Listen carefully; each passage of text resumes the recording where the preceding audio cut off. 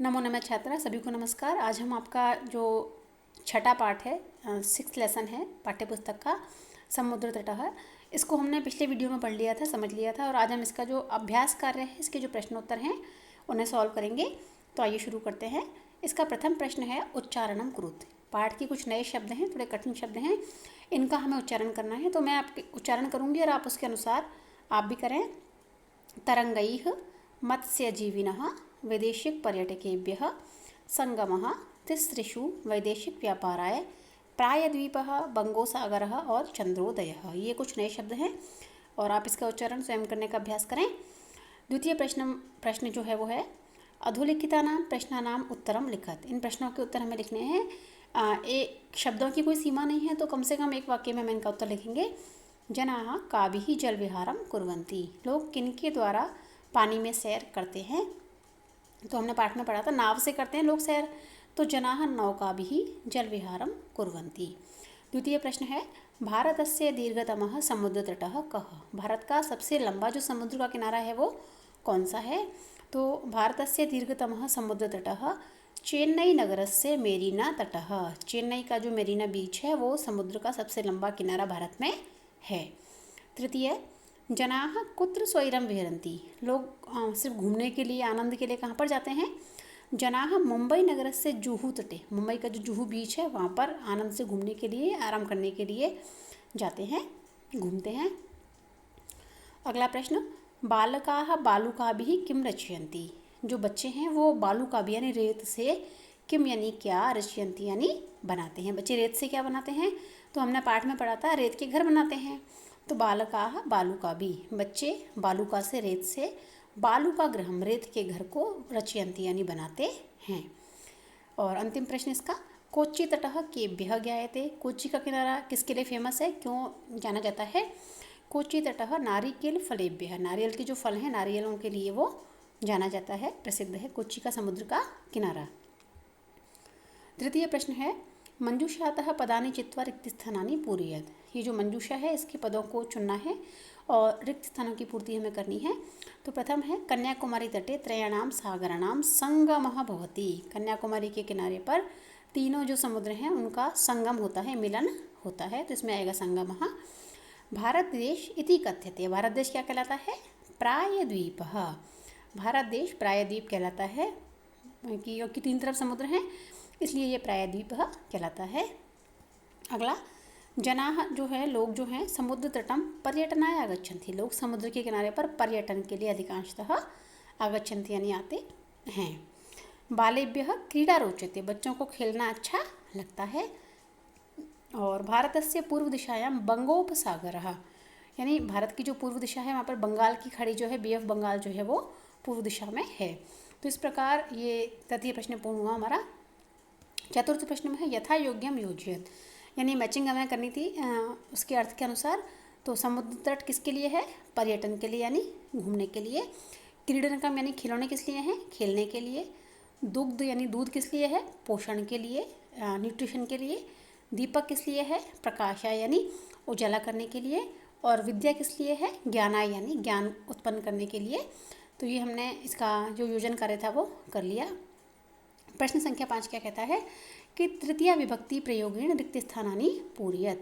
तृतीया विभक्ति का प्रयोग करके हमें रिक्त स्थानों की पूर्ति करनी है। तो बालकाः और अंत में दिया था यहाँ बालिका। तो बालक, बालिका शब्द का बहुवचन जो है तृतीया का वो क्या होता है, बालिका भी। बालक बालिकाओं के साथ पढ़ते हैं। तालाब जो है, तड़ाग यानी तालाब।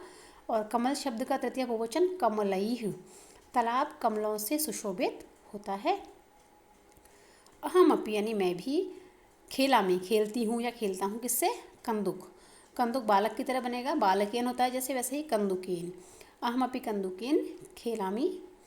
और अश्वाः यानी घोड़े, अश्वैः सह धावन्ति, घोड़ों के साथ दौड़ते हैं। तो जो अश्व शब्द है इसका तृतीय बहुवचन होगा अश्वैः। और ऐसे ही मृगाः मृगैः सह चरन्ति। इसमें मृग जो शब्द है ये भी बालक के समान है। बालक का जैसे तृतीय बहुवचन होता है बालकैः, ऐसे ही मृग का होगा मृगैः, अकारांत पुल्लिंग शब्द है। तो इसके साथ ही हमारा जो पंचम प्रश्न है वो भी पूर्ण होता है।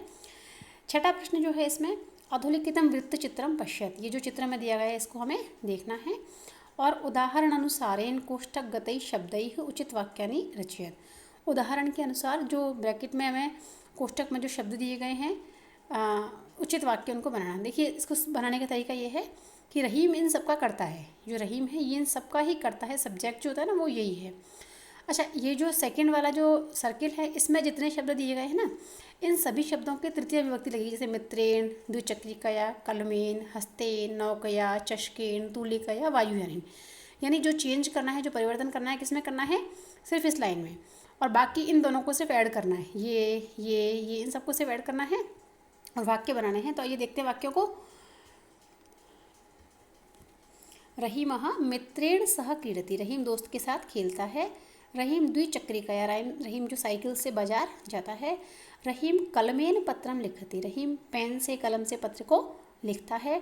रहीम हस्तेन कंदुकम क्षिपति, वो हाथ से बॉल को फेंकता है।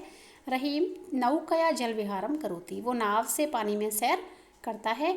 और रहीम चषकेण जलम पिबति, वो जो चषक है जो गिलास है उससे पानी को पीता है। और रहीम तूलिकया चित्रम रचयति, वो जो तूलिका है जो ब्रश है उससे चित्र को बनाता है। और रहीम वायुयानेन ह्यः अगच्छत्, रहीम जो है वो वायुयान से, जो प्लेन है उससे कल ही आया है। इसका जो ये प्रश्न पूर्ण हुआ। अंतिम प्रश्न जो है इसका वो है कोष्ठकात् उचित पद प्रयोगेन रिक्त स्थानानि पूरयेत्, यानी ये जो शब्द इसमें दिए गए हैं कोष्ठक में इनमें से दो में से कोई एक है जो सही है और अर्थ के अनुसार हमें उसे देखना है व्याकरण की दृष्टि से, और रिक्त स्थानों की पूर्ति करनी थी जो हमने यहाँ पर कर दी है। धनिकः निर्धनाय धनम ददति, जो धनिक व्यक्ति है, जो अमीर व्यक्ति है, वो निर्धन के लिए, जो गरीब व्यक्ति है उसके लिए धन को देता है। तो जिसको दी जाती है उसमें विभक्ति कौन सी आती है, चतुर्थी, इसलिए यहाँ पर क्या आएगा, निर्धनाय। बालः पठनाय विद्यालयम गच्छति, बच्चा जो है वो पढ़ने के लिए स्कूल जाता है। तो के लिए जहाँ भी होगा ना, हमने पढ़ाई कर्ता ने कर्म को करण से संप्रदान के लिए में कौन सी विभक्ति आएगी, चतुर्थी, इसलिए क्या आ गया, पठनाय। ऐसे ही सज्जनाः परोपकाराय जीवन्ति, सज्जन लोग परोपकार के लिए जीवित रहते हैं। तो ये भी कारक चिन्ह के अनुसार चतुर्थी विभक्ति आएगी के लिए में परोपकाराय। प्रधानाचार्यः छात्रेभ्यः पारितोषिकम यच्छति, जो प्रधानाचार्य हैं वो छात्रों के लिए पारितोषिक देते हैं। तो इसमें भी के लिए है अर्थ, छात्रों के लिए, इसलिए चतुर्थी विभक्ति इसमें आएगी। देने के अर्थ में जिसको दी जाती है वस्तु उसमें आती है चतुर्थी विभक्ति। और ये जो है ना नमः, ये है उपपद विभक्ति, यानी नमः शब्द जो है इसको देख करके इससे ठीक पहले वाले शब्द में हमेशा चतुर्थी विभक्ति आएगी। तो नमः हमने देख लिया, हमने देखा गणेशाय नमः, शिवाय नमः, रामाय नमः, ऐसे ही शिक्षकाय नमः, शिक्षक में कौन सी विभक्ति आई, चतुर्थी। तो इसके साथ ही हमारा जो अभ्यास कार्य है पाठ 6 का समुद्र तट का वो यही समाप्त होता है। सभी प्रश्नों के उत्तर हमने देखे हैं। किसी प्रश्न का उत्तर अगर आपको समझ में नहीं आया हो या कारण समझ में नहीं आया हो तो आप कमेंट बॉक्स में लिख के पूछ सकते हैं।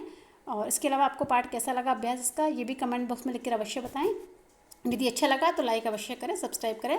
धन्यवाद।